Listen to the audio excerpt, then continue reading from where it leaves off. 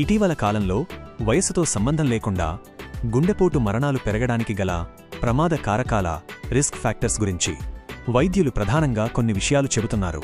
99% గుండె జబ్బులు అకస్మాత్తుగా రావని, వాటికి కారణమయ్యే ప్రమాద కారకాలు చాలా మందిలో ఉన్నాయని నిపుణులు గుర్తించారు.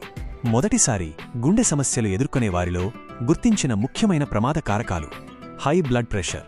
రక్తపోటు నియంత్రణలో లేకపోతే అది ధమనులను దెబ్బతీసి గుండె జబ్బుల ప్రమాదాన్ని పెంచుతుంది.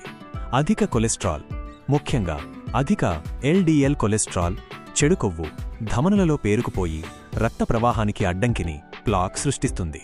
ఎలివేటెడ్ బ్లడ్ షుగర్, మధుమేహం, డయాబెటీస్, అధిక రక్త చక్కెర స్థాయిలు రక్తనాళాలను బలహీనపరుస్తాయి మరియు గుండె జబ్బుల ప్రమాదాన్ని 2 నుండి 3 రెట్లు పెంచుతాయి.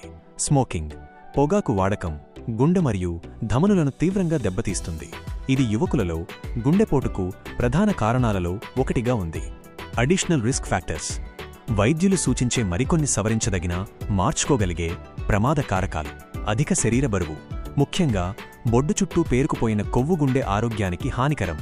శారీరక శ్రమ లేకపోవడం, సెడెంటరీ లైఫ్ స్టైల్, వ్యాయామం చేయకపోవడం వల్ల గుండె జబ్బుల ప్రమాదం పెరుగుతుంది. దీర్ఘకాలిక ఒత్తిడి హార్మోన్లు, కార్టిసాల్ వంటివి పెరిగి రక్తపోటును మరియు గుండె జబ్బుల ప్రమాదాన్ని పెంచుతాయి.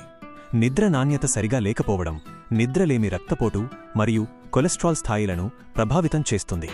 అనారోగ్యకరమైన ఆహారపు అలవాట్లు, అన్హెల్దీ డయట్, అధిక కొవ్వు, ఉప్పు మరియు చక్కెర పదార్థాలు గుండెకు హాని కలిగిస్తాయి. గుండె జబ్బులు రాకుండా ఉండాలంటే ఈ ప్రమాద కారకాలను ఎప్పటికప్పుడు తనిఖీ చేయించుకోవడం, రెగ్యులర్ చెకప్స్, ఆరోగ్యకరమైన జీవనశైలిని పాటించడం, ధూమపానం మానేయడం మరియు క్రమం తప్పకుండా వ్యాయామం చేయడం చాలా అవసరం.